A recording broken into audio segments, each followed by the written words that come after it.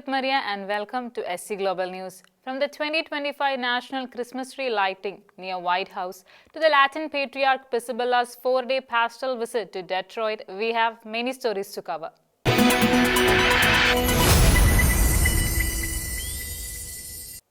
At the 2025 National Christmas Tree lighting ceremony near the White House, U.S. President Donald J. Trump invoked the teachings of Jesus Christ, stressing love and compassion even toward those with whom we disagree, while honoring two recently wounded National Guard members and highlighting his administration's national security, economic, and diplomatic achievements. President Donald J. Trump spoke at the 2025 National Tree Lighting Ceremony near the White House, emphasizing his love for all Americans, even those he disagrees with, invoking Jesus Christ's teachings about compassion and unity. The ceremony centered on the national Christmas tree, a festive red spruce on the ellipse, illuminated with thousands of lights and surrounded by smaller trees, honoring every U.S. state and territory to form the symbolic pathway of peace. Trump also paid tribute to two National Guard members recently shot near the White House, one fatally, using the somber moment to highlight national security and recent changes to immigration and Afghan visa policies. He highlighted achievements from his administration, including peace deals, stronger borders, economic recovery, and efforts to halt inflation, describing these goals as part of restoring national pride and American strength. The national Christmas tree tradition began in 1923 under the President Calvin Coolidge and has continued for a century as a celebration designed to unite Americans during the holiday season.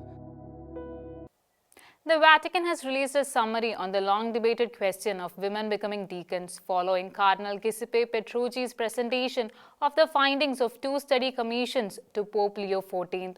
While most members rejected admitting women to the ordained diaconate, the report stresses that no definite judgment has been reached. The document also calls for the expansion of non-sacramental ministries for women within the Church. The Vatican released a summary on December the 4th, outlining the findings of the two commissions that studied whether women could hold a place in the ordained diaconate according to ACI Penza. Cardinal Giuseppe Petrucci presented the outcomes to Pope Leo XIV after the second working session concluded in February.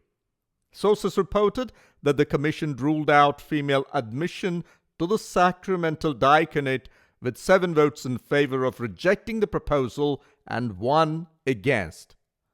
However, the summary stated that a definitive judgment could not yet be made, noting that the issue required further doctrinal discernment by the magisterium. Historical studies confirm that diaconesses existed in the early Christian communities. However, researchers note that their roles were diverse and did not match the functions of the male diaconate. Commission members argued that historical data alone could not resolve the question. Synod-related submissions underwent review, although only 22 submissions were received, which the report noted were not representative of the global Church. Divergent theological views emerged, with some emphasizing equality in creation, while others highlighted Christ's masculinity as integral to sacramental identity. Despite the lack of consensus, sources observed unanimous agreement on expanding instituted ministries for women and deepening their co-responsibility. Cardinal Petrucci recommended a prudent doctrinal approach while encouraging the creation of new non-sacramental responsibilities for women within the church ministry. Pope Leo XIV has issued a new decree dissolving the Vatican's Donations Commission and ordering the full transfer of its assets to the Holy See. The move forms part of a broader financial streamlining that includes the dismissal of commission members, new oversight responsibilities, and the launch of a working group to design a renewed fundraising model. The Vatican announced in Rome on December the 4th that Pope Leo XIV had issued a new chirograph suppressing the Donations Commission created in February, according to Catholic news agency. The decree dissolved the body and stated that its norms no longer carry canonical or legal force. Sources explained that the former panel had managed initiatives to promote fundraising efforts among the faithful and other benefactors. The papal order directed that all commission assets be transferred to the Holy See and released its members from their responsibilities with immediate effect. The team, led by Monsignor Roberto Campisi, included senior officials from several Vatican dicasteries. Officials indicated that the move followed expert consultations and recommendations from the Council for the Economy, which reportedly emphasized the need for more streamlined financial governance. One source noted that the pontiff viewed the restructuring as essential for strengthening oversight. The administration of the patrimony of the Apostolic See was assigned charge of the liquidation procedures. Pope Leo XIV instructed the Secretariat for the Economy to settle any remaining matters and keep the council informed. He also established a new working group to design an updated fundraising framework. The decision took effect upon its publication in L'Osservatore Romano. U.S. Secretary of War Pete Hegseth and his wife Jennifer dedicated a 14-foot Nellie Stevens holly Christmas tree to the families of U.S. service members during the Pentagon's inaugural courtyard tree lighting ceremony. In his remarks, Hegseth also expressed gratitude to the men and women serving in the military around the world. U.S. Secretary of War Pete Hegseth and his wife Jennifer dedicated a 14-foot Nellie Stevens holly Christmas tree to the families of U.S. service members during the Pentagon's inaugural courtyard tree lighting ceremony on Thursday, December 4th. The tree replaced a 17-year-old Alemanshire shrub that has recently fallen into decline and was scheduled for removal next year. Prior to the tree's lighting, Hegseth addressed the hundreds of Pentagon service members and civilian employees in attendance. He said, quote, "We are gathered here to celebrate the blessing of Christmas season here at the Pentagon. We are going to bring Christmas back to the Pentagon, and that's what we are doing," end quote. Hegseth emphasized that while Christmas season often carries a high level of commercialism, it remains an important time for Christians to reflect on their faith. He noted that during Advent, Christians are called to pause and turn away from worldly distractions, focusing instead on the anticipation of the coming of the Savior. Hegseth also expressed gratitude for the men and women serving in the military around the world, acknowledging their dedication and sacrifice. In addition to dedicating the inaugural Christmas tree to the families of service members, they also gifted a Pentagon-shaped plaque. The tree lighting was followed by a surprise appearance from Santa Claus and several elves who made a dramatic entrance by rappelling down from the fifth-story roof with the elves dressed in tactical gear. Hegseth explained that during the season, people worship, reflect, rest, and with their families eventually feast. He said it is a time to spend with loved ones while also remembering those serving to protect everyone and promote peace on earth and goodwill toward all. He added that the War Department aims to ensure that families everywhere can enjoy a peaceful Christmas Eve and Christmas Day. Yasser Abu Shabab, a Bedouin tribal leader known for opposing Hamas, died after internal clashes within Gaza-based militia, according to Israeli security sources.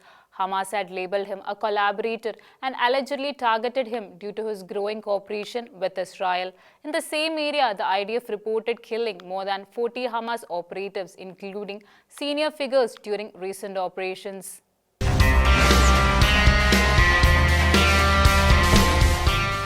Anti-Hamas crusader and militia leader Yasser Abu Shahbab was killed late Thursday in what Israeli defense sources described as an internal clashes. Abu Shahab, who was severely injured, was taken to a nearby hospital in Gaza where he died of his wounds. Israeli news agency sgnews confirmed that the slain fighter was killed when a fight broke out between rebel groups within the militia. The fight deteriorated until shots were fired. Shahab, a Bedouin tribal leader and a prominent anti-Hamas face based in southern Gaza, led several anti-Hamas groups that came in support of Israel. Hamas branded him a collaborator and ordered his fighters to kill or capture him. Several unconfirmed sources reported that Shahab was killed due to his increasing support of Israel. Meanwhile, the Israeli Defense Force said on Thursday that security forces have killed more than 40 Hamas operatives in that area, including the commander of Hamas's East Rafah battalion, his deputy, and 2 other terror operatives who were all killed on Sunday. Jail teacher Enoch Book will remain in prison over Christmas and likely Easter. A High Court judge refused temporary release, saying Book continues to defy court orders. The judge also criticized Book's behavior in court and ordered him to pay legal costs while the Attorney General considers possible criminal contempt proceedings.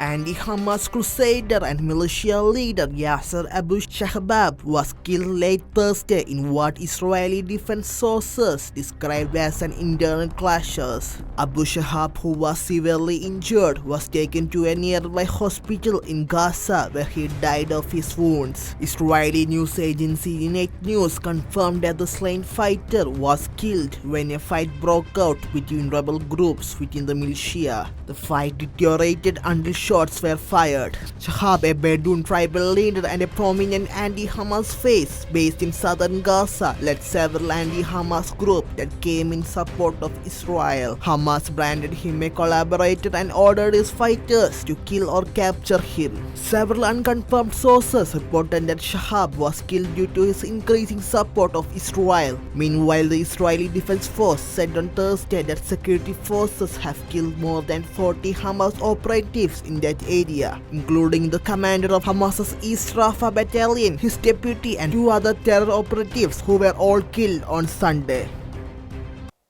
On the first day of his 4-day pastoral visit to Detroit, Cardinal Pierbattista Pisabella delivered a somber yet hopeful message that encouraged prayers and solidarity with suffering communities in the Holy Land. The community came together to honor him and show support for the Church of Jerusalem, reaching out to those who continue their faith in the land where Christ was born, suffered, and rose.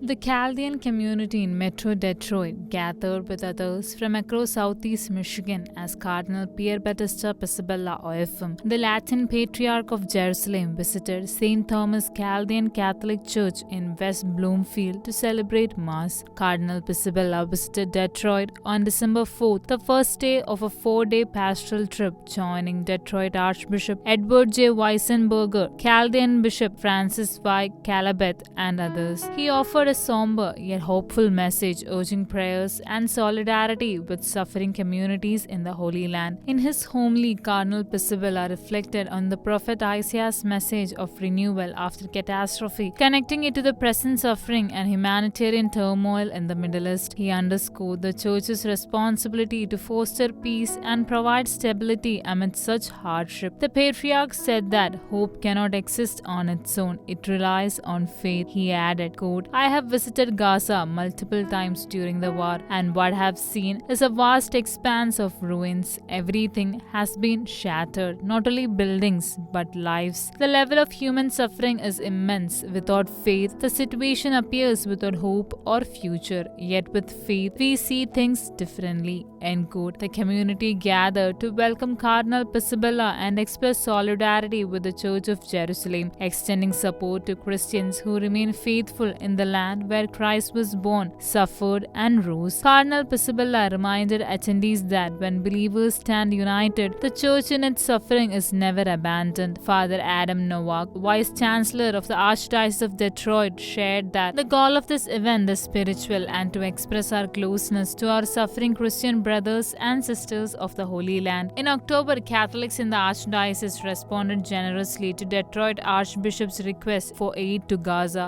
According to the itinerary, Cardinal Pisabella will celebrate Mass on Sunday, December 7th at the National Shrine of the Little Flower Basilica in Royal Oak, Michigan. That's all for today. Until we meet again, God bless and thank you.